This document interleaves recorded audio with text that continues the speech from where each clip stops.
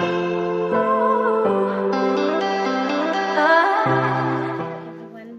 look at your life, look at your choices. Choosing to watch this video is the best choice that you've ever made. In case you're new here, kindly consider subscribing to this channel. And for the returning subscribers, thank you so much for always coming back and appreciating my content. So today I want to talk about something that took me a lot of time, and it's finally here, and I wanted to share. I guess you noticed that for a period of time I've been away from this platform. It was because of a reason, and by the end of this video you'll be able to know or to have a picture of what has been happening. And then first, this is a channel that I've always used to bring books, and sometimes our stories are also books. We learn from them, we read them. You read people, you read their stories, and you can really identify with them. Talk about my journey of loss and the miracles that came with it. Yes, when I say miracles, you'll get to know what I'm really talking about at the end. So let's begin with the journey of loss. The journey.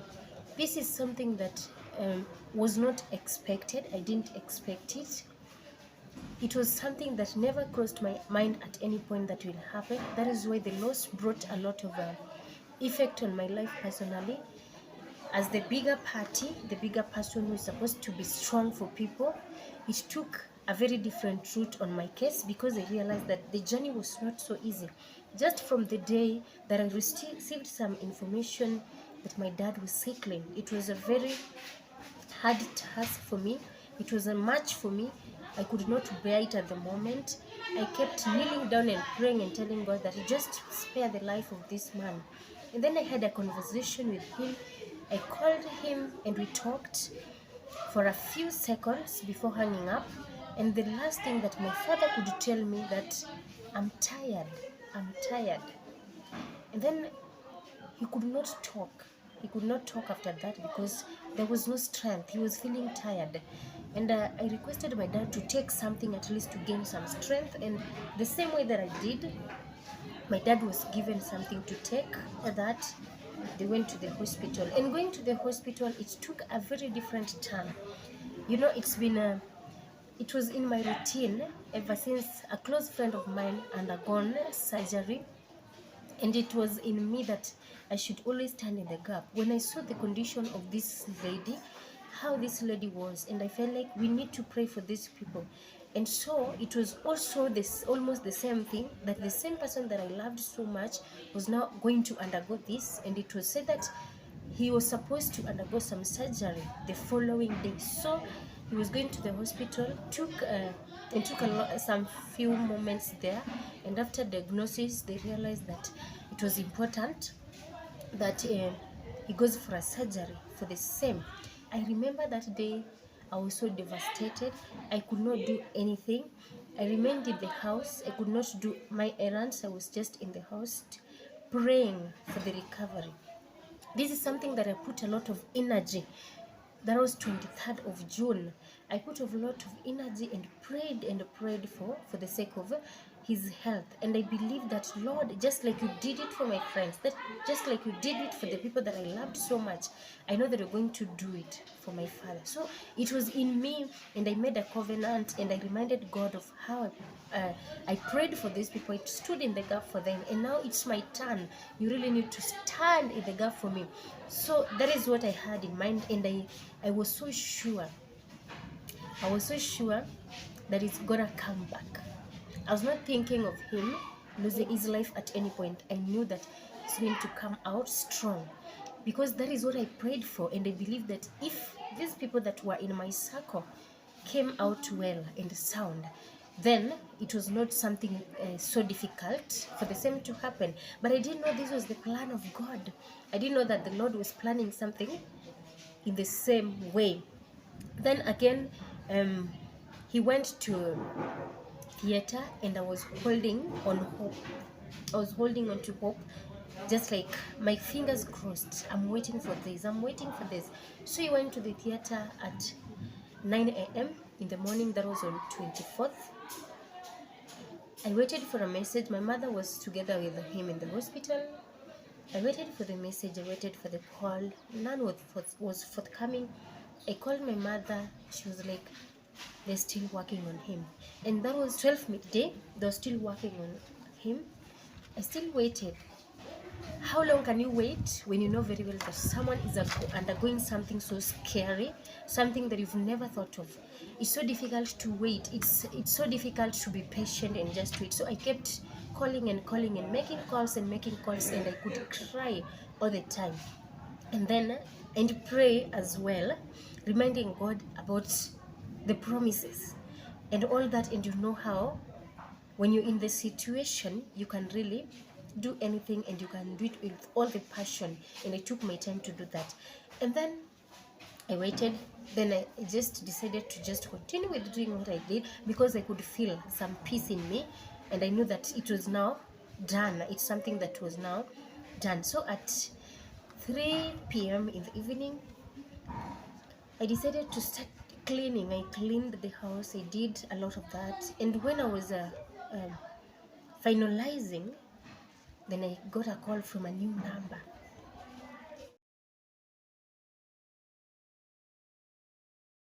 Then it's something normal, because every time we're called with new numbers, and it's something so normal.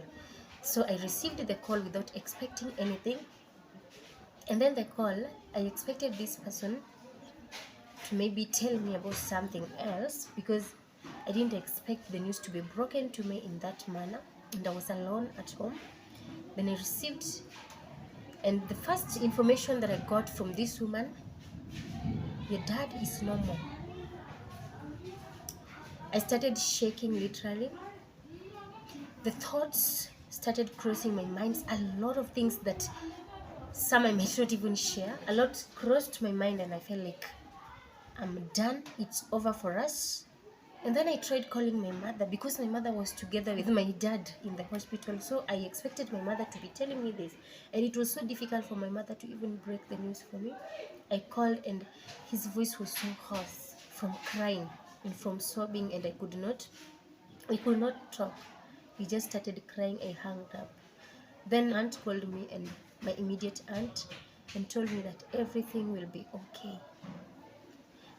I don't know if you've ever realized that sometimes words are not even necessary.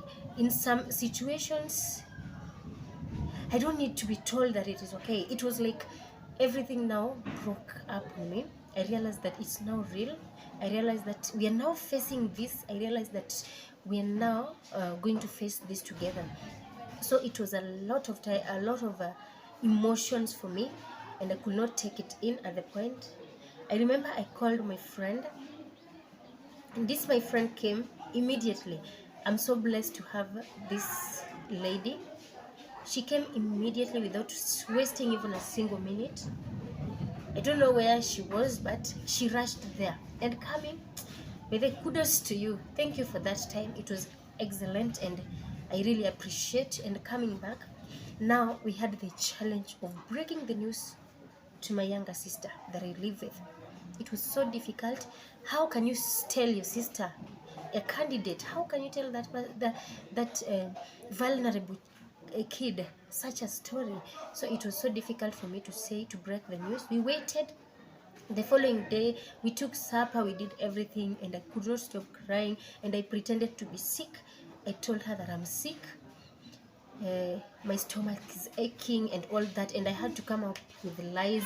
And she was like, let's call neighbors, you should go to the hospital. And I'm like, no, I'll be fine. I've taken some meds and I'll be fine by the end of today. So we took that, and then the plan was I was supposed to take some time. Then when you're going home, then I should break the news after a week, after going home and confirming everything. It was so difficult to wait for a week to break the news.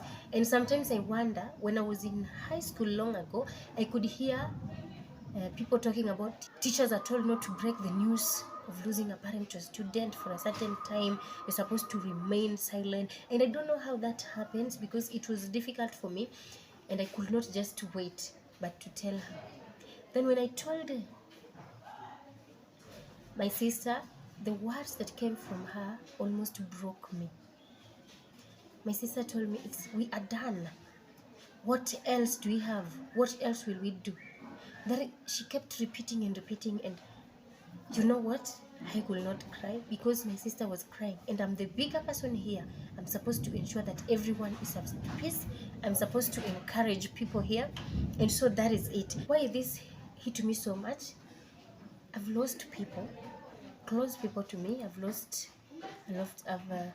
Have undergone the same process, but during the time, I guess I was young, so it didn't hit the same way it hit when I'm now grown. And you can really feel literally everyone is depending on you. You're supposed to bring a joy to them. You're supposed to give them a reason to smile. You're supposed to comfort them as the bigger person. So it was so difficult for me, and so this brought me into, I can call it, depression. Number one thing, I posted the thing and people were aware of what was going on. Sometimes I say that it was a good move, but it was not necessary at the moment, because the messages, the kind and generous messages that came from people, they broke me so much. The moment that you could log into the app and just view the messages that have been sent there, may your dad rest in peace. And that was enough for me. That was enough to make me break down. And that was enough to always also cause my emotions to, yes. So it was so hard. And everyone, be strong, be strong. Sometimes be strong is not a word to tell someone who is grieving. Be strong. What are you telling me? Someone will tell you that I understand your pain. Do you mean that you understand what I'm feeling right now? It's not possible for you to understand. And the generous and kind words, it was just a lot for me. They were good. I don't say that they're bad. They're good. But sometimes I prefer you better just go hug someone and not to talk. That means a lot, other than the words that are mentioned. And these words, they look back to them and they use them to think and think and think. And most of the messages, anytime that I open the app, I see the messages of condolence, and I'm like, so it's real. So that brought the reality, and I now felt it was real. Wait, journey to home, going home and confirming if it was true. Went there, everyone was calm, and I was like, have I been the only one suffering here? Everyone is calm, everything is okay, what is happening? So went home, and trust me, no one, not even my mother, ever saw my tears. Not even my sister. I was so strong. I was strong for them, just like I was told by my friends to be strong for my family members, to be strong for whatever, and I was strong for them. I didn't know that I was breaking inside. I didn't know that it was eating me from inside. Even though I was strong, it was so much for me. It was too much for me to bear. The grieving started after 2 months. Then I realized that everything was now real. My light was dimmed, and I felt like it's over for me, because I had some plans in mind, and I knew that by the end of this season, or by the end of this time, I'll be able to accomplish this. And now with that coming in, it disrupted everything. I had a lot of plan I was supposed to do during the time, and then the fact that I had high hopes. Have you thought about having your father as a lady? I know you'll always think about this, having someone to walk you down the aisle, and you expect something. You expect your father to be present. And I pictured the whole thing, and I saw that he will never be present again. I will never get a replacement. Remember, this is someone that gave me a name that I have now. So he will never be present in my celebration. So it was a lot for me. It hurt me so much. And then I was expecting so much from people. Again, I want to tell you, it's important that you don't expect. As someone said, that expectation hurt. I felt like I gave too much, and by giving too much, I expected too much back. And so when you give too much to people, not everyone will pay it back in the same way. Not that we're saying that you do something to be paid back, but you expect to receive the same measure, but it doesn't come with the same measure. So expectations hurt, because I expected a lot from people. I expected a lot, and then what came was not even what I expected. So it was also my journey of learning. I learned so much through this. Now, after, on the day of the burial, when you're supposed to go, now receive the body, bring home, and all that, what happened? Everyone was joyous, and I could ask myself, why are these people celebrating? Because we were on a school bus going there, and everyone was smiling, laughing, making stories, and you're the only one, together with your immediate family members, you're the only one that is mourning. You're the only people that are mourning in this case. Everyone else is happy, they're moving on with their life, and they're happy, and they could even talk about what this person used to do, how he used to talk, and all that. And that hurt me so much. It was a hard season for me. It was a difficult one for me, and I had to be strong. Yes, again, we don't realize. I realized this. I learned this a hard way. We don't realize how important someone is to us until they are normal. This song that say, "Only know you've been high when you're feeling low. Only miss," that song. Yes. So I realized that after, that is when I felt the impact.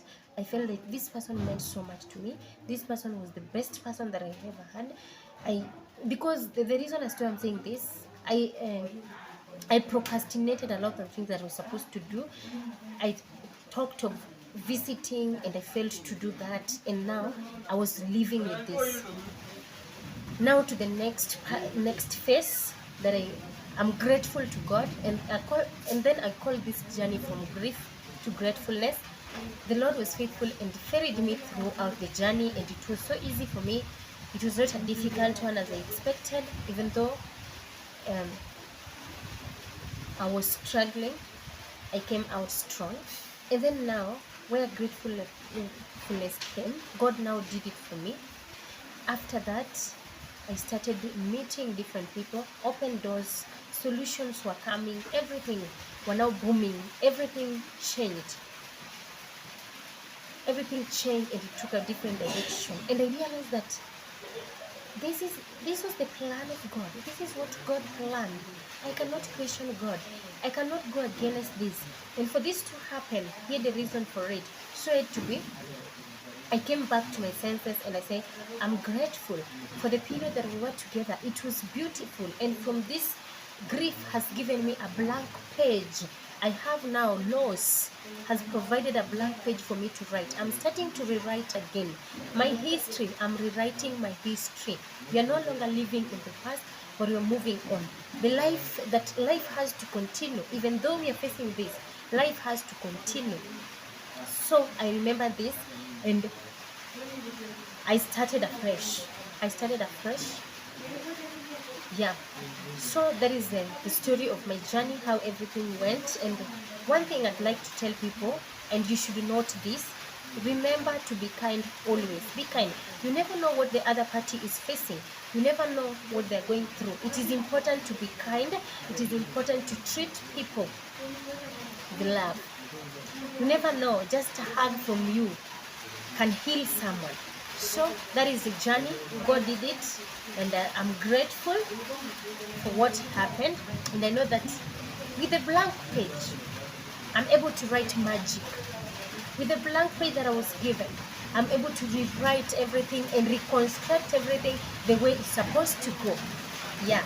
So up to there, thank you so much for watching to this point. Thank you so much for always coming back. Let's meet in the next video. Bye.